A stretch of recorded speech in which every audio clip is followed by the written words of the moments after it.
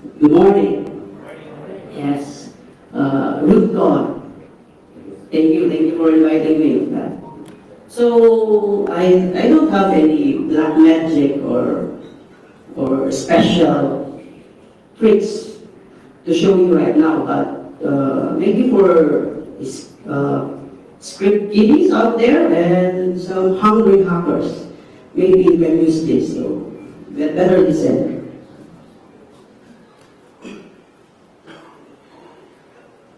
Okay, welcome. Welcome to my topic, exploiting home routers.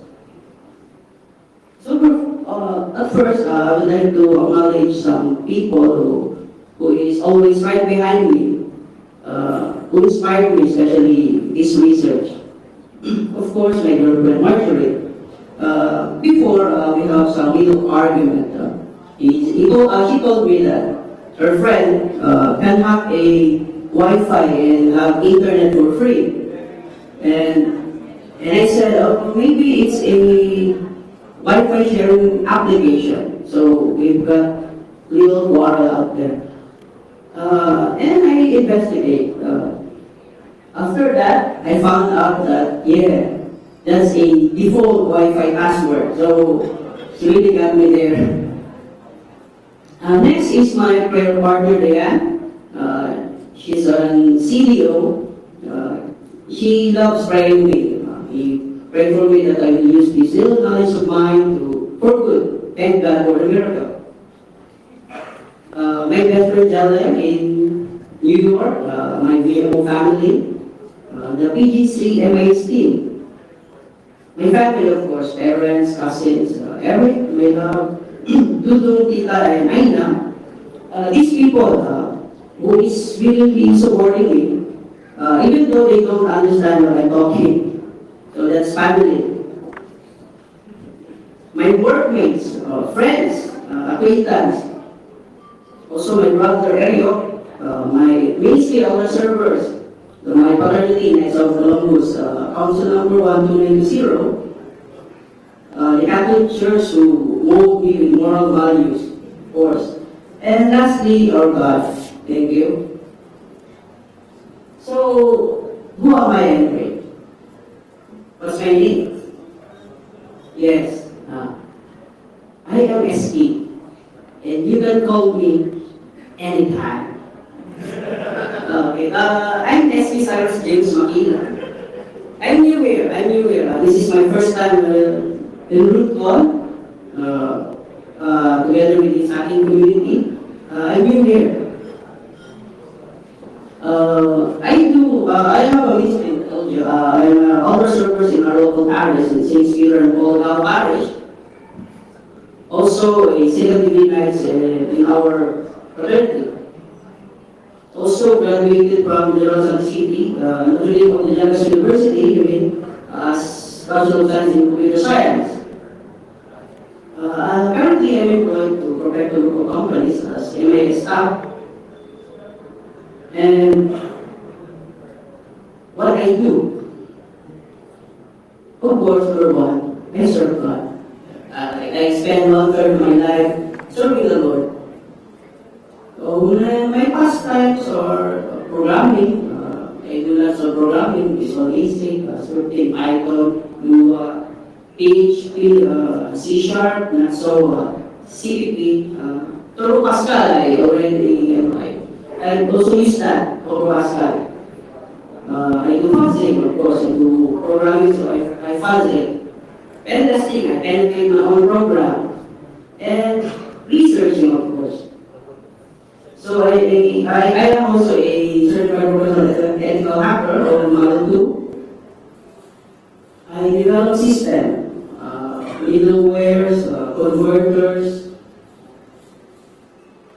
I also administer servers, I manage servers. So I don't need to mention brands names because we're hackers here.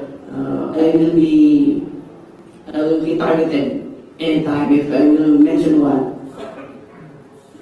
Lastly, of course, crime fighting. So it's what I do. In Jensen, we IT have different terminologies, meaning. say IT, who among you understand Bisaya language? Okay, there you go. So IT for us means imutanan. In Tagalog language, meaning sayo lahat. So when our other department will be having trouble with minor problems, we are the hand fighters who are helping them always. So whether it's minor or user level problems, we are the one accountable for that. So to start, I would like to ask you questions. Is our home secure? So we do lots of pen testing, securing our companies, other people, but yeah, is our home secure? With all the gadgets we have in our home, the smart TVs, yeah, tablets, wireless keyboard, you have one? Of course, the router, later. So with these devices, everything has vulnerabilities. The smart TVs, who saw that Black Hat USA 2013, they have smart TVs. From camera to fake TV ads, they do that. The stage fright, who among you know the stage fright? Oh, really? Really? So stage fright exposing 2,075,000 Android phones. This happened early March this year. So you can Google it, and the exploit is released if you want. For educational purposes, of course. Don't do that at home. Key sweeper. You know the known hacker Sami? I guess I pronounced it right. Yeah, he created a charger look like Bluetooth sweeper of keystrokes. You will be seeing just another charger plug or a socket, but it records keyboard keystrokes. And especially our target today is the router. So yesterday we have our good speaker talking about ThinkBots.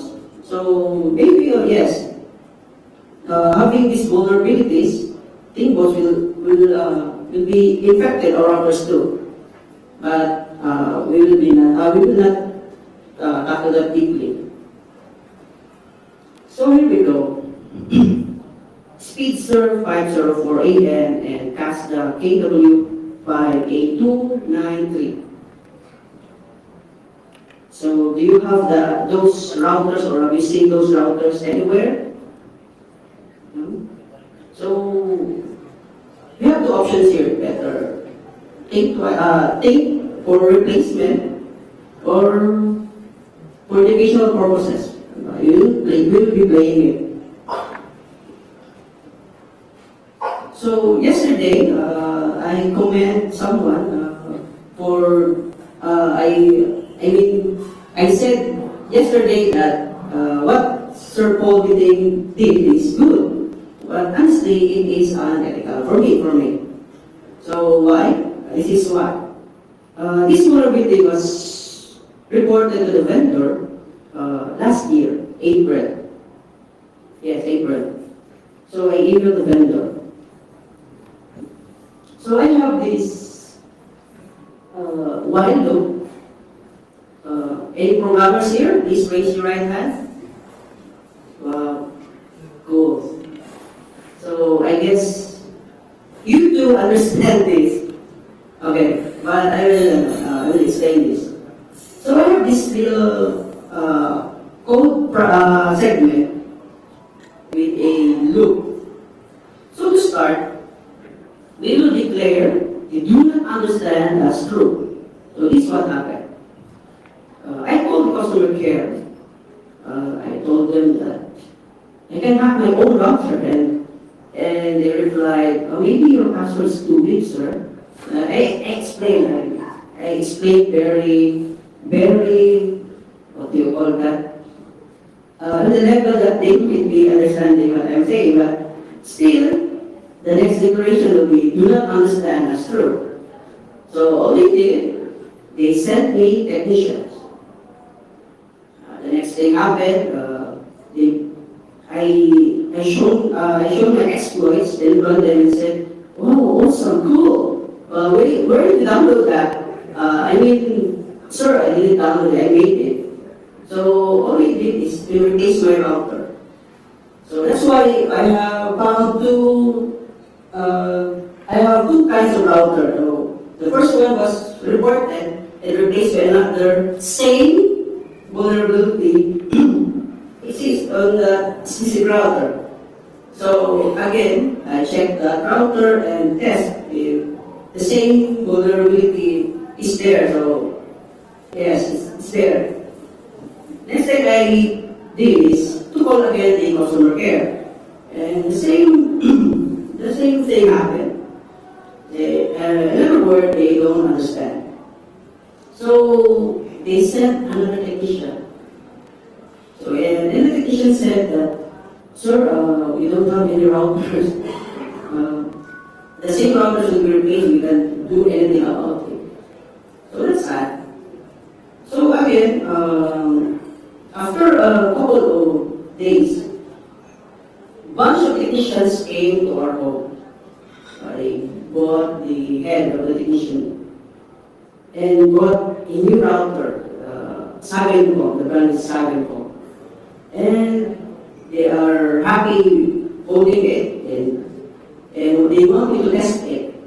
Unfortunately, the router don't have the same vulnerability. But after a year, when I remember that I have a special task, maybe soon, maybe if I will ROOTCON, I'll be talking about the other router.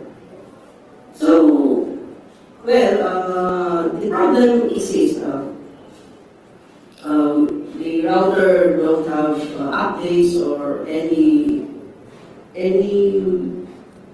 what do you call that? They don't have any changes or any move from the PLD. They don't give me patch or anything. So they just replace router. So I add another line. If I stop calling, then exit loop. So that's what I did. I stopped calling because nothing will happen. So we should report it responsibly.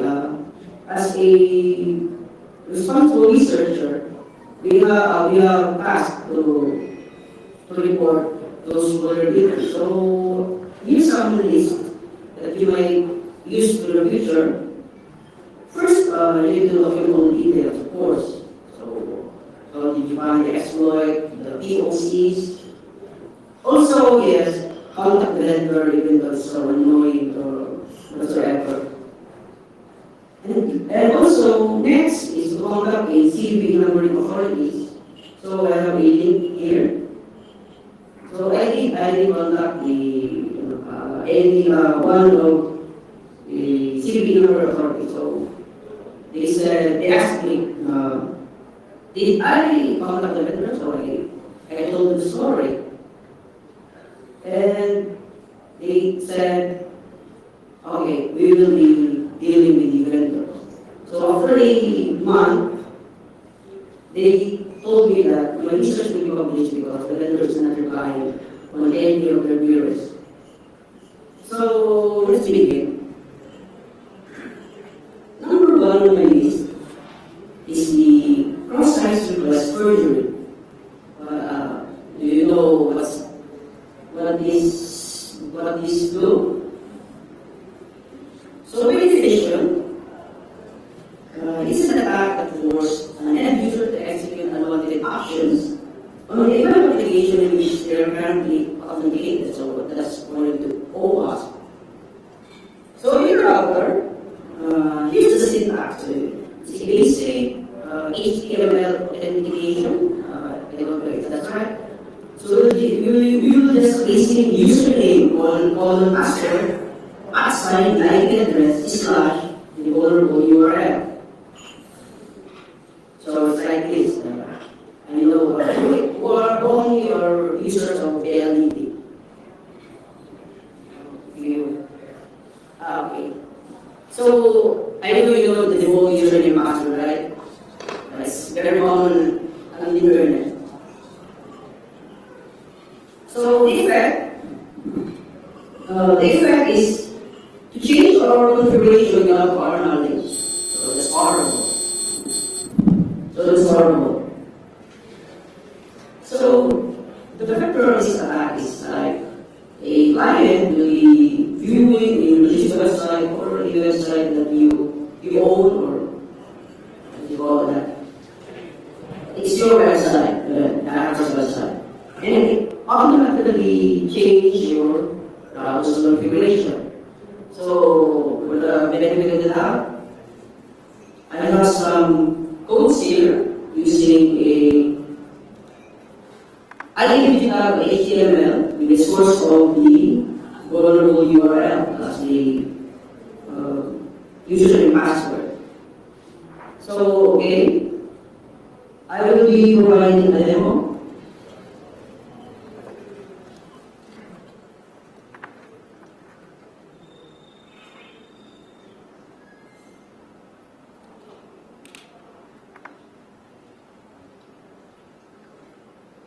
So any smartphone users there? And by the way, forgot my selfie. Thank you. So check out your Wi-Fi. Anyone saw a PLDT MyDSL SSSID? Please confirm. Okay, maybe I haven't turned it on. Please confirm. Anyone? Okay, confirm. So with this exploit, we can change it automatically.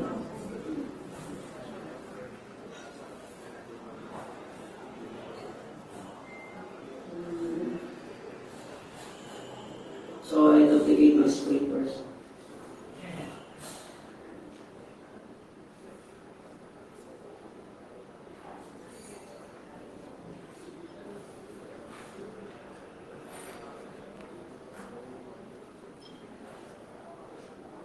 Okay, there you go. So I already made a script or a exploit. So if I run this, or if I open this, wait. So it says check your SSID.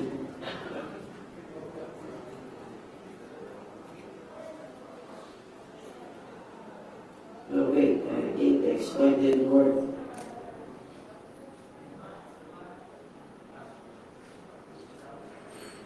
Okay, so what happened? What happened? Anyone? Okay, sige. Ako na lang sasagot. Ito na lang. Okay, it was changed. Of course, it was changed to pawn. So by merely viewing the infected website, I can remotely change the SSSID. So, well, here's the code. Just a IMG tab, of course. So later, if you want it, just come and get it.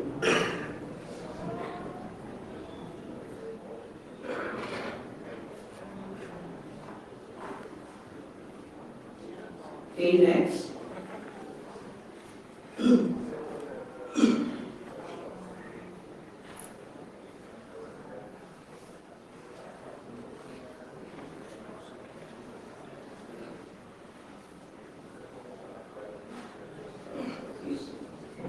So next is a XSS. So I know this is very common for the elite ones. But for the script kidneys, okay, you can try this at home. So by definition, process scripting attacks are types of injections in which malicious scripts are injected into otherwise benign and trusted website. SS attacks occurs when attackers use a web application to send malicious codes, generally in the form of a browser-side script to different end users. So we have two types of SSS. I know you know this, but well, the persistent and the non-persistent. So the router has persistent SSS inside, and it's affecting it. So by using this script alert, or we can have it differently, we can load the script every time the user views the router's admin.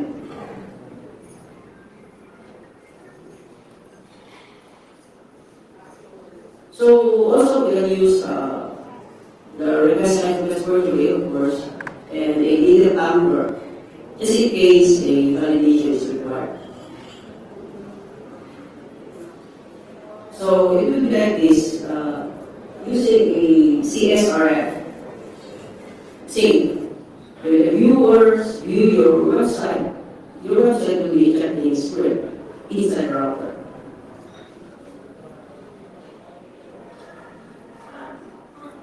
So we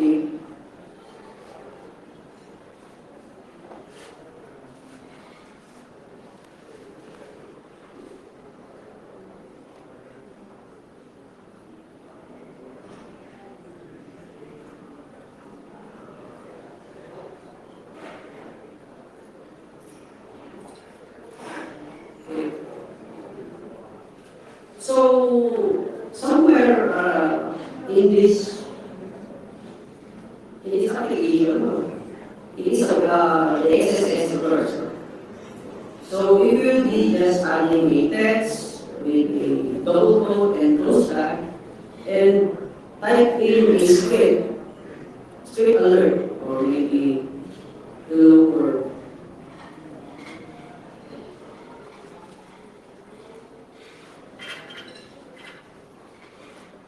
So the script will run. So every time you will be opening this side, it will always run. So if we use the beef, anyone knows beef, the juicy one, the buffer exploit framework, that's the beef, you can inject it here.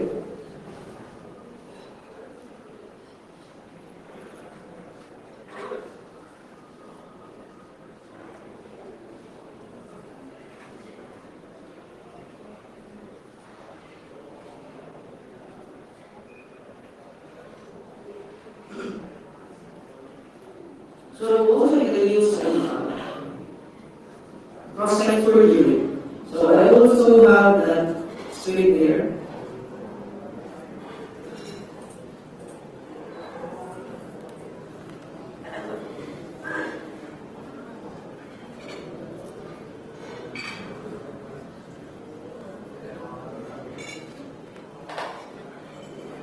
Okay.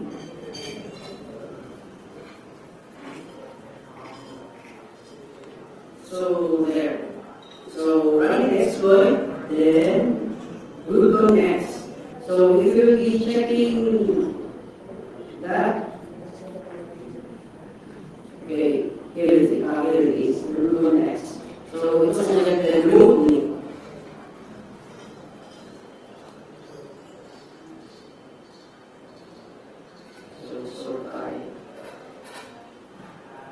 So next. The buffer overflow. So, the buffer overflow conditions is when a program attempts to put more data in the buffer than it can hold, or when a program attempts to put data in the memory area as a buffer.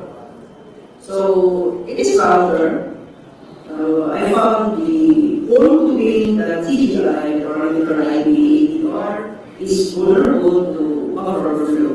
So, just injecting more than 1,000 characters, it will run out or restart totally. So let's see.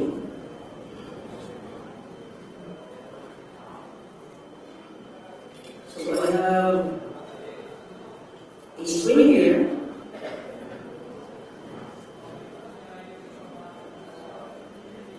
And yes, this is the phone. So if we will be listening it,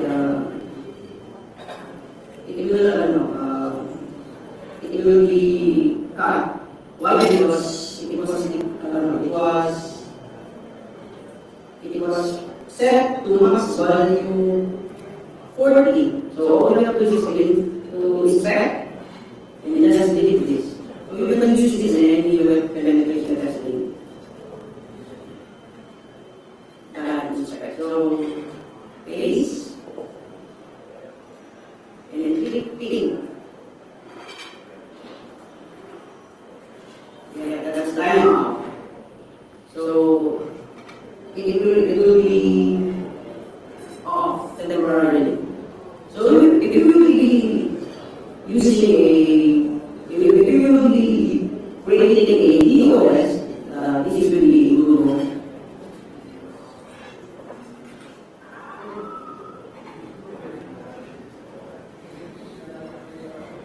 So here, lastly, the hardware coded credentials. So it is always, it has already been documented. The software contains hardware credentials, such as a password or cryptographic key, it is uses for its own inbound authentication and outbound communication to external components or encryption of internal data. So this router, I don't know if everyone knew about the default Wi-Fi password. So the default Wi-Fi password is the PLD Wi-Fi together with the last 5-digit MAC address. But here, the hardware credentials, it is the last 4 MAC address plus error code. So here's the link. So what it is when a hacker is inside your network, so the hacker can use the internet and use the password I told you to check the telnet of the router, and you can get everything there. So I have given them also.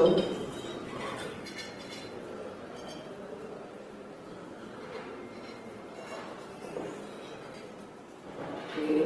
So we will be changing our password.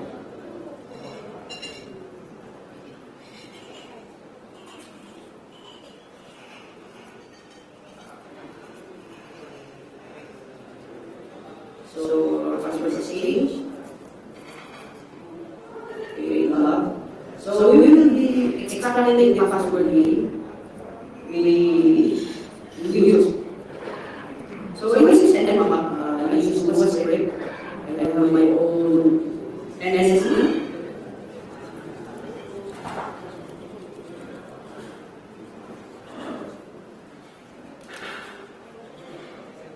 So this is wait for half a minute for sure. So here we will be expecting the password that we will change. So even though we will be changing our default account in the router, we are not safe with their hardware credentials because we can extract all the data inside it. There, behind the password. So there you are. That's the new password.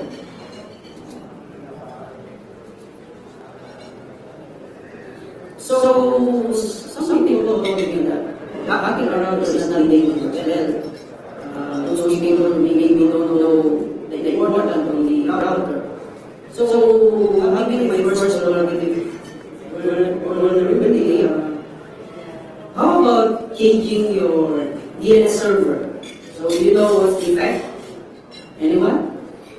Okay, hijacking DNS is dangerous. When we will be using a bank website, DNS is needed. The DNS server will give you the exact IP address of that bank website, but when it will be hijacked, maybe a fake bank website will be given to you and you will be leaving your credentials there. That's dangerous.